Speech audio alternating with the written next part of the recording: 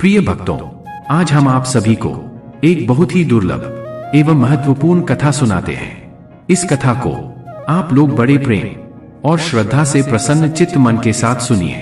एक दिन की बात, शाम का समय था। भगवान शिव और माता पार्वती कैलाश पर्वत पर बैठे थे। तभी माता पार्वती के मन में दो प्रश्न आए।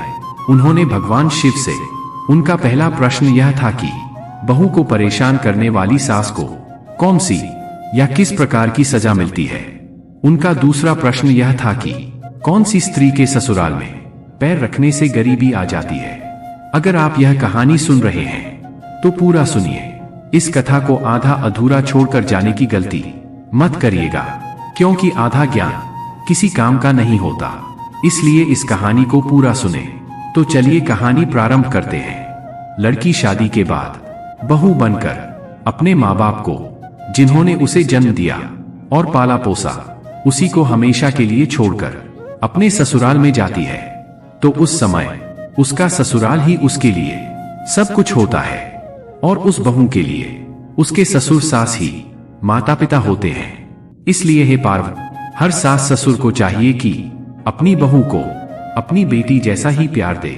उनको सोचना चाहिए उनकी बहू उनके घर को खुशहाल करने के लिए अपना एक प्यारा सा संसार छोड़कर आई है। लेकिन ऐसा कम देखने को मिलता है कि एक सास अपनी बहू को अपनी बेटी की तरह प्यार देती हो। भगवान शिव कहते हैं, हे पार्वत, अब मैं आपके दोनों प्रश्नों के उत्तर एक छोटी सी कहानी के माध्यम से देता हूं। इसे आप ध्यान से सुनिए, फिर आप पूरी तरह से संतुष्ट हो जाएंगे। तो प्रिय भक्तों, हम कहानी की शुरुआत करते हैं। भगवान शिव ने माता पार्वती से कहा है, हे पार्वत, एक गांव में एक बुढ़िया रहती थी जो बहुत ही दुष्ट थी। उस बुढ़िया के पास एक बेटा था और एक सीधी सादी बहू भी थी। वह हमेशा सास की बातों पर चलती थी। भगवान शिव कहते हैं, हे पार्वत, अब कुछ ऐसा हुआ कि उस बुढ़िया के बेटे को गांव में कोई भी काम नहीं मिलता है। वह इतना गरीब है कि जमीन भी बेचकर वह अपना गुजारा कर सके। उसे अपने और अपने परिवार के लिए कुछ न कुछ काम करना होगा। वह काम की तलाश में दूसरे गांव जाता है। दूसरे गांव में उसे एक अच्छा सा काम भी मिल जाता है, लेकिन वहां से उसे हर रोज अपने घर पर आने के लिए समय नहीं मिलता है। सिर्फ पूरे साल में एक बार या दो बार ही कुछ दिनों के लिए उसे छुट्टी मिलती है, तो अपने घर आ पाता है, इसलिए कि वह दूसरे गांव में जाकर के काम करता है। लेकिन उसे अपनी पत्नी की भी बहुत चिंता रहती थी। इसीलिए जब उस बुढ़िया का बेटा अपने घर से काम करने के लिए दूसरे गांव पर जाता था, वह जाने से पहले हमेशा अपनी माँ से कहता था कि माँ, मेरी पत्नी को अच्छी तरह से संभाल कर रखना, क्योंकि मैं रोजाना यहाँ पर नहीं आ सकता हूँ। फिर बेटे की बात को सुनकर के वो बुढ़िया कहती थी कि हाँ बेटा, तुम बिल्कुल भी चिंता ना करना, मैं तुम्हारी पत्नी का अच्छे से ख्याल रखूंगी। उसे कोई भी कष्ट नहीं मिलेगा। तुम बेफिक्र होकर के दूसरे गांव में काम करने के लिए जा सकते हो। अपनी पत्नी की चिंता मत करो, उसे मेरे पास छोड़कर बेफिक्र तुम जाओ। भगवान शिव कहते हैं कि हे पार्वत, ऐसे ही अपने बेटे को झूठा आश्वासन देकर और उसे घर से दूर भेजकर वह बुढ़िया फिर बेटे के जाने के बाद वह अपनी बहू को बहुत परेशान करती थी। इस तरह समय धीरे धीरे बीत रहा था। वह बहू अपनी सास के आलोचना सुनकर भी चुप रहती थी। चाहे सास बहू को कितना भी कहती थी, वह जितना भी चढ़ाती थी, लेकिन कभी भी वह बहू उसे जवाब नहीं देती थी, क्योंकि वह बहू बहुत ही संस्कारी थी और अपनी सास को अपनी मां जैसा प्यार देती थी। फिर समय धीरे धीरे बीत गया। एक दिन उस बुढ़िया का बेटा छुट्टी पर आया। वह 2 दिन तक घर पर रुका, लेकिन उसकी बहू ने किसी तरह की कोई शिकायत नहीं की। फिर इस प्रकार छुट्टी पूरा होने के बाद में जब वह बुढ़िया का बेटा काम के लिए दोबारा जाता है, तो जाने से पहले अपनी मां से कहता है, मां, हमारी पत्नी का ख्याल रखना, यह बहुत ही अच्छी है, आपको बहुत ही प्यार करती है, क्योंकि मैं रोजाना यहां पर नहीं आ सकता हूं। फिर बेटे की बात को सुन करके वह बुढ़िया कहती है, ठीक है बेटा, तू चिंता मत कर, मैं तेरी पत्नी का बहुत ख्याल रखती हूँ और आगे भी रखूंगी, क्योंकि यह तेरी पत्नी नहीं, मेरी बेटी भी है। भगवान शिव कहते हैं, हे पार्वती, इस प्रकार बेटे के घर से जाने के बाद अब बुढ़िया का ही राज था। अब बहू को संभालती कहां थी। वह तो उसे जितना हो सके उतना सताना शुरू करती है। खुद पैर फैलाकर बैठ जाती है और अपनी बहू से घर और खेत का सारा काम करवाती है। उसे सुबह जल्दी उठा देती है। उसके बाद घर का सारा काम जैसे खाना पकाना, बर्तन मांजना, पानी भरना आदि काम करवाती है। उसके बाद कभी जंगल से लकड़ियां लाने के लिए भेजती हैं। पूरे दिन वह बहुत ही मेहनत का काम करती है। उसे थोड़ी सी भी आराम करने का भी समय नहीं मिलता है। वह बुढ़िया अपनी बहू को ठीक से खाना भी नहीं देती है। कभी कभी सिर्फ पानी तो कभी वासी खाना देती है। भगवान शिव कहते हैं कि हे पार्वती, वो बेचारी बहू सब काम चुपचाप करती रहती है। कभी भी अपनी सास से किसी काम को करने से मना नहीं करती और अपनी सास के सामने कोई जवाब भी नहीं देती है। और वह अपनी सास पर कभी क्रोध भी नहीं दिखाती है। जब रात होता वह बहुत परेशान रहती है। उसका शरीर बहुत दर्द करता था, लेकिन वह अपने पति से यह कभी नहीं कहती कि हमारी सास मां हमें बहुत परेशान करती है, क्योंकि वह नहीं चाहती कि घर में कलह हो और उसके पति जो दूसरे गांव में काम करने गए हैं वह भी परेशान हो। भगवान शिव कहते हैं, हे पार्वती, इस प्रकार से दिन बीतते गए और फिर एक दिन सास को पता चलता है कि हमारी बहू गर्भवती है। तो वह एकदम से विचलित हो जाती है और सोचती है कि कमाने वाला मेरा बेटा अकेला है। ऊपर से यदि एक बच्चा और आ गया तो खाने वाले एक लोग और बढ़ जाएगा। उसके ऊपर बच्चे के जन्म के बाद उसका ख्याल रखने के कारण बहू कोई काम नहीं करेगी। मुझे ही सब कार्य करना पड़ेगा। भगवान शिव कहते हैं, हे पार्वती, फिर वह बुढ़िया अपनी बहू के बारे में ऐसा सोचती है। हर सास तो यही चाहती है कि हमारे घर में जल्दी से पोता या पोती आए, लेकिन वह सास ऐसी है, वह नहीं चाहती कि हमारी बहू की कोख से कोई भी संतान जन्म ले, क्योंकि उसकी सोच है यदि बच्चा घर में आएगा तो बहू बच्चा के देख में लग जाएगी और घर का कामकाज वह नहीं करेगी। फिर सारा कामकाज मुझे करना पड़ेगा।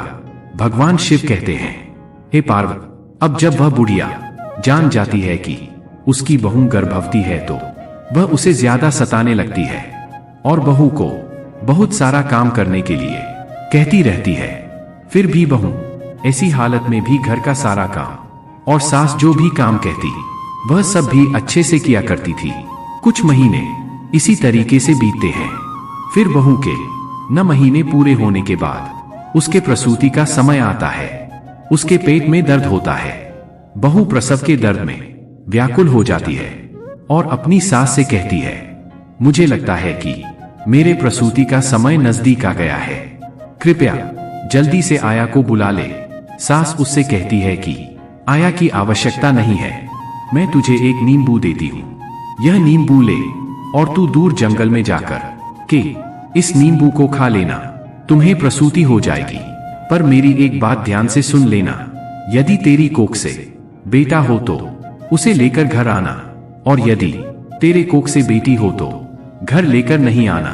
भगवान शिव कहते हैं, हे पार्वती, बहू बेचारी वेदना से तरफ हुई सास के द्वारा बताए हुए रास्ते पर चलती है और नींबू लेकर के उस जंगल में चली जाती है, जिस जंगल के बारे में उसकी सास बताती है। फिर वह जैसे ही नींबू खाती है, कुछ ही पल में उसकी प्रसूति हो जाती है और वह एक बेटी को जन्म देती है।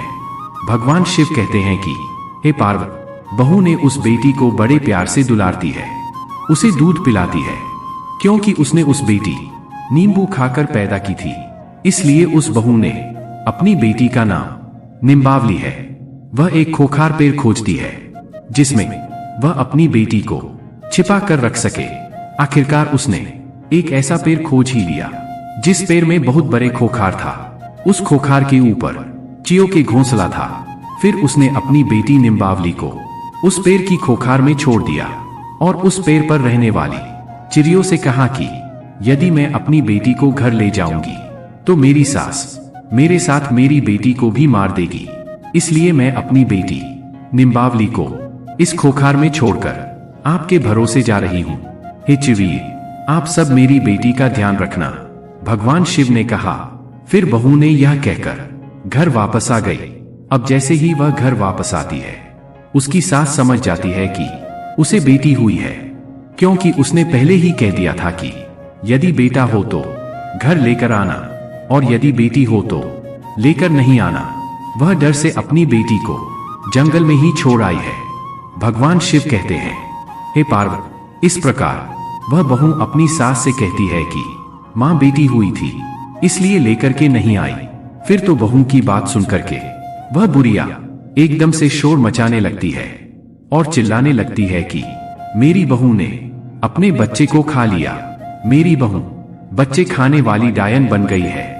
भगवान शिव कहते हैं, हे पार्वती, उस बुढ़िया के द्वारा बहू को इतना परेशान किया जाने लगा, मगर बहू अपनी सास की बात को अनसुनी कर देती है और मन ही मन में इस बात से खुश रहती है कि भगवान की कृपा से उसकी बच्ची जिंदा है। और फिर रोजाना वह बहू जानवरों को चराने के बहाने से जंगल में जाती है और अपनी बच्ची को दूध पिलाती है। इस तरह से कुछ दिन बीतते हैं। उधर उस पेड़ की खोखर में निम्बावली धीरे धीरे बड़ी हो जाती है। इस तरह 1 साल बीतता है और फिर उस बुढ़िया का बेटा अपनी छुट्टियों पर घर लौटता है। जैसे ही घर में प्रवेश करता है, बुढ़िया अपने बेटे से कहती है, बेटा, तुम्हारी पत्नी इंसान नहीं है, वह एक डायन है जो जीवित लोगों को खा जाती है। मुझे भी तो एक बेटी थी, लेकिन तुम्हारी पत्नी ने अपनी बेटी को खा लिया। भगवान शिव ने पार्वती से कहा, वह बुढ़िया का बेटा अपनी मां का स्वभाव भली भांति जानता है। उसने समझ लिया कि यह एक साजिश है। फिर उसने अपनी पत्नी से उस बेटे बेटी के बारे में कुछ नहीं पूछा और उस बहू ने भी अपने पति से सास के बर्ताव के बारे में कुछ नहीं कहा। वह नहीं चाहती थी कि घर में किसी प्रकार का झगड़ा हो। फिर भगवान शिव ने कहा, हे पार्वती, उस बुढ़िया का बेटा कुछ दिन तक घर आकर रहता है और फिर वह बुढ़िया का बेटा काम के लिए दूसरे गांव चला जाता है। इस बीच उसकी बहू को फिर गर्भ धारण हो जाता है। बुढ़िया को जब यह पता चलता है कि मेरी बहू फिर से गर्भवती है, तो वह बुढ़िया बहुत नाराज हो जाती है और अपनी बहू को पहले से भी ज्यादा परेशान करने लगती है। फिर भगवान शिव ने पार्वती से कहा, हे पार्वती, उसकी बहू दूसरी बार जब 9 महीने पूरे कर लेती है तो उसे प्रसूति का दर्द शुरू होने लगता है। तब बहू अपनी सास को पहले की तरह ही आया बुलाने को कहती है, लेकिन फिर इस बार भी उसकी सास आया को नहीं बुलाती है और एक मुट्ठी जीरा ला करके अपनी बहू को देती है और कहती, यह जीरा तुम लेकर के तुम उस जंगल में जाना और इस जीरे को खा लेना, तुम्हें आराम से प्रसूति हो जाएगी। लेकिन एक बात है, उसे तुम ध्यान से सुनो। इस बार भी अगर तुम्हें बेटा हुआ तो उसे घर लाना, अगर बेटी हुई तो उसे घर मत लाना।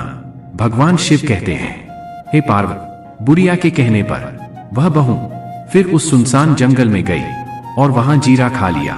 कुछ ही समय बाद उसे प्रसूति हो गई और उसने इस बार भी एक सुंदर बेटी को जन्म दिया। और बेटी के जन्म लेते ही वह बहू पहले की भांति अपनी बेटी को बहुत ही दुलारती है, दूध पिलाती है। क्योंकि वह बेटी जीरा खाने से पैदा हुई थी, इसलिए अपनी बेटी का नाम जीरावती रखती है। और फिर पहली बेटी को जहां पर रखा था उसी खोखर में जाकर के अपनी दूसरी बेटी को भी रख देती है और चिड़िया को उसका ध्यान रखने के लिए कहकर वापस घर आती है। उधर बहू के घर पहुंचते ही वह बुढ़िया पहले से भी ज्यादा जोर जोर से चिल्लाती है और गांव वालों से कहती है कि उसकी बहू ने इस बार भी अपनी बेटी को खाया है। यह तो चुड़ैल है। मगर इस बार भी बहू जो थी अपनी सास के चिल्लाने को अनसुना करती है और उधर गांव वाले भी उस बुढ़िया की बात पर ध्यान नहीं देते। भगवान शिव कहते हैं, हे पार्वती, अब कुछ महीनों के बाद लगभग 1 साल और खत्म होता है। उसका बेटा फिर वापस घर लौटता है। अपने बेटे के घर आते ही वह बुढ़िया पहले की तरह अपने बेटे से बहू की चुगली करती है और बेटे से कहती है कि बेटे, इस बार भी तुम्हारी पत्नी ने एक बेटी को जन्म दिया और उसके जन्म होते ही उसने अपनी बेटी को खा लिया। उसने अपनी बहू को डायन कहा और कहा कि वह सबसे बड़ी चुड़ैल है। भगवान शिव कहते हैं कि हे पार्वती, इस तरह उस बुढ़िया की बात को सुनकर उसका बेटा चुपचाप रह जाता है और अपनी मां से कुछ भी नहीं कहता है। उसने अपनी पत्नी से भी कुछ नहीं पूछा। फिर कुछ दिन घर पर रहकर जब वापस दोबारा काम पर जाता है तो बहू तीसरी बार गर्भवती हो जाती है। भगवान शिव कहते हैं कि हे पार्वती, इस बार भी पहले की तरह ही हो जाता है। इस बार बुढ़िया बहू को एक आम देती है और बहू उस आम को लेकर उसी जंगल में जाकर खाती है। जब वह आम खाती है तो वह एक बेटी को जन्म देती है और उसको दूध पिलाकर उसका नाम आमती रख देती है और फिर उसको भी उसी खोकर में छिपा देती है और चिड़ियों से उसका ख्याल रखने के लिए कहकर वापस अपने घर आती है। भगवान शिव कहते हैं, हे पार्वती, अब बुढ़िया गांव के द्वार द्वार जाकर के बहू की चुगली करती है, मगर बहू अपनी सास की एक भी बात का बुरा नहीं मानती और सास की नफरत भरी बातों को अनसुना कर देती है। मगर वह बुढ़िया गांव में जोर जोर से चिल्लाती है कि हमारे बेटे की बहू डायन है, उसने 3-3 बेटियों को खा लिया है।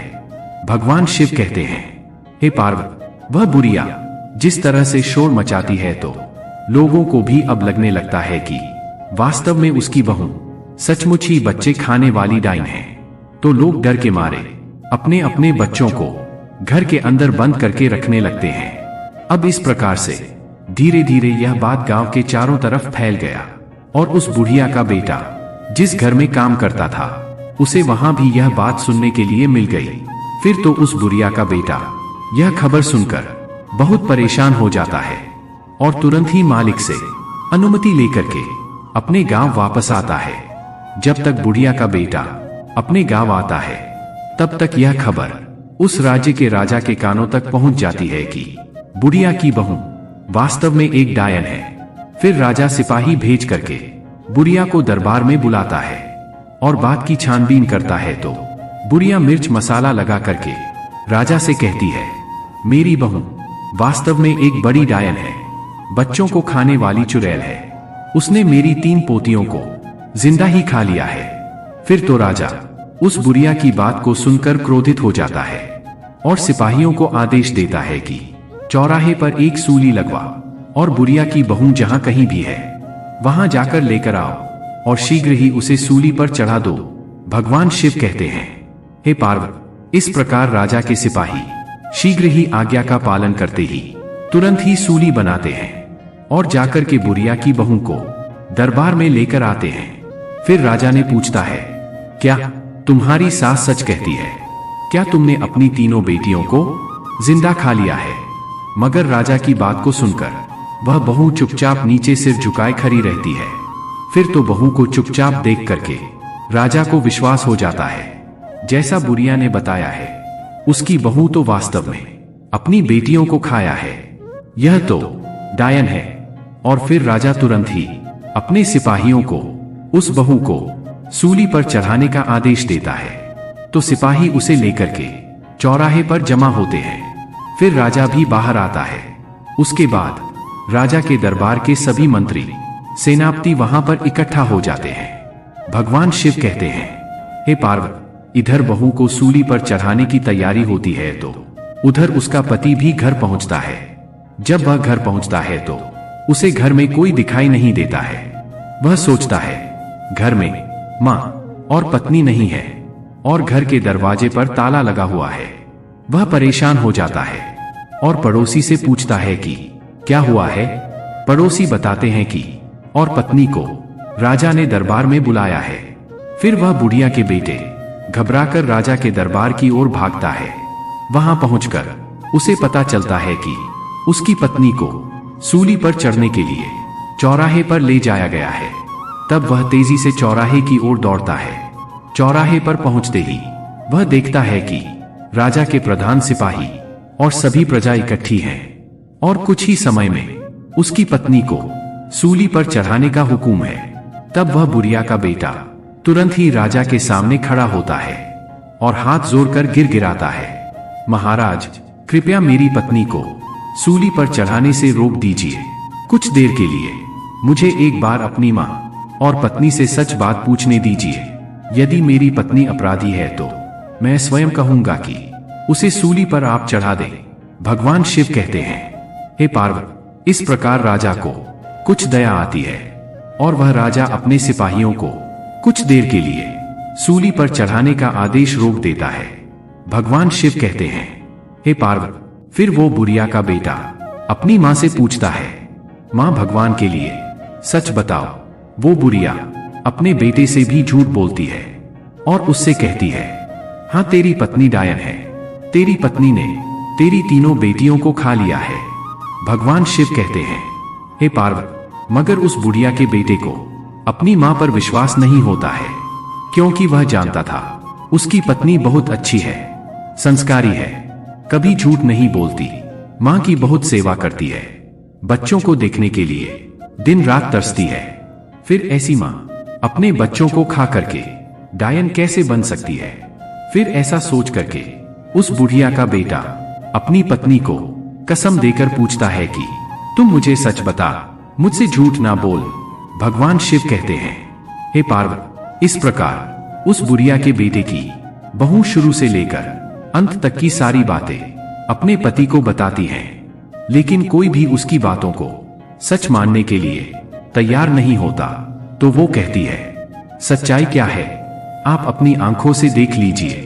और वो अपनी बेटियों को प्यार से आवाज देती है, निम्बावली प्यारी बिटिया, संकट में मेरी रक्षा करना। जिरावती मेरी बिटिया, संकट में मेरी रक्षा करना। आमवती मेरी बिटिया, संकट में मेरी रक्षा करना। भगवान शिव बोले, हे पार्वती, जब उस बहू ने अपनी तीनों बेटियों को याद किया तो उसकी तीनों बेटियां तुरंत जंगल से दौड़कर आकर मां के पास चली आई और मां से लिपट गई। इसके बाद उस बेटे को सच्चाई का पता चल गया। उसे देखकर राजा और सभी लोगों ने बहू की बातों पर विश्वास किया और सभी को सच्चाई समझ आ गई। फिर भगवान शिव ने पार्वती से कहा, राजा ने क्रोधित होकर बुढ़िया से कहा, अब बताओ सच्चाई क्या है? अब तो बुढ़िया डर के मारे कांपने लगी, लेकिन उसे सच बताना ही पड़ेगा। जब राजा ने सच्चाई जान ली तो उसने बुढ़िया को फांसी चढ़ा दिया और बहू को छोड़ने का आदेश दिया। राजा बहू के संस्कारों को देखकर वह बहुत खुश हो गए और बुढ़िया के बेटे से कहा, अब से तुम्हें दूसरे गांव जाने की आवश्यकता नहीं है, मैं तुम्हें इसी गांव में काम दूंगा। तुम अपनी पत्नी और बच्चों के साथ हमारे यहाँ खुशी खुशी रह सकते हो। भगवान शिव कहते हैं, हे पार्वती, फिर बुढ़िया का बेटा राजा से हाथ जोड़कर कहता है, आपकी बड़ी कृपा हुई महाराज। और उसके बाद में बुढ़िया का बेटा अपनी पत्नी और तीनों बेटियों को लेकर के घर पर आ जाता है। भगवान शिव कहते हैं, हे पार्वती, वह बहू बहुत ही संस्कारी थी, लक्ष्मी की उपासक थी। और फिर वह अपने पति और अपनी तीनों बेटियों के साथ घर पर पहुंच करके लक्ष्मी को याद करके रात्रि में सो जाती है। उधर लक्ष्मी जी उस बहू को रात्रि में सपना देती और कहती है, बेटी, तुमने अब तक अपना जीवन गरीबी में काटा है, लेकिन तुम चिंता मत करो, आज मैं बताऊंगी कि तुम्हारे जीवन में गरीबी क्यों आई। तुम्हारे ससुराल आने से पहले यह घर संपन्न था, लेकिन जैसे ही तुमने इस घर में अपना कदम रखा, इस घर में गरीबी आ गई। आखिरकार इसके पीछे कारण क्या था? भगवान शिव कहते हैं, हे पार्वती, लक्ष्मी जी उस बहू से कहती है, बेटी हमेशा ध्यान रखना, जब कोई बेटी शादी के बाद बहू बनकर ससुराल में जाती है और ससुराल में यदि वह 3 चीज लेकर जाती है तो समझ लो घर परिवार में अशांति छा जाती है और उसका प्रभाव उसके सुहाग पर भी पड़ता है। घर में गरीबी आ जाती है। इसलिए कभी भी किसी भी बेटी को शादी होने के बाद अपने मायके से ससुराल के लिए 3 चीज लेकर नहीं जाना चाहिए। शादी के बाद रसोई की रस्म होती है। उस रस्म में बेटी मायके से दिए गए चूल्हे का प्रयोग करती है, मगर हमेशा ध्यान रखना, यदि कोई भी नवविवाहित दुल्हन अपने मायके से चूल्हा लेकर ससुराल में प्रवेश करती है तो सीधा उसका प्रभाव उसकी गृहस्थ पर पड़ता है, जिसकी वजह से भाग्य की देवी रूठ जाती है और घर में गरीबी आ जाती है। भगवान शिव कहते हैं, हे पार्वती, अब लक्ष्मी जी दूसरी बात बताती है, बेटी दूसरी चीज है नमक बेटी, नमक का काम होता है चीजों को नमकीन करना। जब बेटियां शादी के बाद मायके से ससुराल की ओर प्रवेश करती तो उसका धर्म क्या होना चाहिए? नए घर में प्रवेश करते वक्त सबको साथ लेकर चलना, सबसे अच्छे से बात करना और जो भी रिश्ता उससे जुड़ा है उन सभी रिश्तों में मिठास घोलना। ऐसे में यदि नवविवाहिता मायके से नमक लेकर ससुराल में प्रवेश करेगी तो रिश्ते खराब हो जाते हैं और उससे जुड़ा हुआ हर रिश्ता नमकीन का रूप लेता है। हमेशा ध्यान रखना, यदि नवविवाहित बहू अपने मायके से नमक से बना कोई भी सामान अपने ससुराल लेकर जाती है तो उसका सम्मान आजीवन अपने मायके के लोगों के साथ जुड़ा रहता है, लेकिन उसका संबंध अपने ससुराल वालों के साथ कभी भी सही तरीके से नहीं जुड़ पाता और वो रिश्ता मीठा कभी नहीं बन पाता। इसलिए बेटी को विदाई के समय नमक लेकर नहीं आना चाहिए। भगवान शिव कहते हैं, हे पार्वती, अब लक्ष्मी जी तीसरी चीज उस बहू को बताती हैं। लक्ष्मी जी कहती है, बेटी, तीसरी चीज अचार है। अक्सर कर माँ बाप बेटियों को शादी के बाद विदा करते समय उसके माता पिता उनके पसंदीदा अचार को बनाकर भेज देते हैं, लेकिन हमेशा ध्यान रखो, अचार खाने में खट्टा होता है। वैसे ही वह पति पत्नी के बीच में रिश्तों में भी खट्टा पैदा कर देता है, परिवार में भी खटास पैदा कर देता है। कभी कभी यह खटास इतनी गहरी हो जाती है कि पति पत्नी में से किसी की मृत्यु तक हो जाती है। इसलिए याद रखना चाहिए कि शादी के बाद विदा होते समय अपने मायके से कभी भी अचार जैसी कोई वस्तु नहीं लानी चाहिए। और जब तुम्हारी शादी हुई थी तो तुम्हारे माता पिता ने यह तीनों चीजें तुम्हें दी थी, जिसकी वजह से तुम्हारे घर में अशांति रही और तुम्हारे घर में गरीबी आई। तुमसे भाग्य की देवी रूठ गई, लेकिन तुम्हारे संस्कार बहुत अच्छी थी। तुमने कभी भी अपनी सास को कोई जवाब नहीं दिया। तुम्हारी सास ने तुम्हें प्रताड़क किया, जिसके कर्मों का फल तुम्हारी सास को मिला। और तुम्हारे सुशील की वजह से, तुम्हारे संस्कारों की वजह से मैं तुम्हें आशीर्वाद देती हूं कि आज के बाद में कभी भी तुम्हारे घर में गरीबी नहीं रहेगी और तुम दोनों का जीवन पूरी तरह से सुखद हो जाएगा। भगवान शिव कहते हैं, हे पार्वती, लक्ष्मी जी इतनी बात कह करके अंतर्ध्यान हो जाती है। उधर उस बहू की आंख खुल जाती है और सुबह होने का इंतजार करने लगती है। रात भर उस बहू को नींद नहीं आती। अब जैसे ही सुबह होता है तो राजा के सिपाही सुबह होते ही उस बुढ़िया के बेटे को बुलाने के लिए आ जाते हैं और कहते हैं, चलो, तुम्हें राजा साहब ने बुलाया है। फिर जैसे ही वह बुढ़िया का बेटा राजा के दरबार में पहुंचता है, क्योंकि लक्ष्मी जी की कृपा हो चुकी थी, इसलिए राजा अपने दिए हुए वचन के अनुसार उस बुढ़िया के बेटे को अपने राज्य में एक अच्छी सी नौकरी देता है।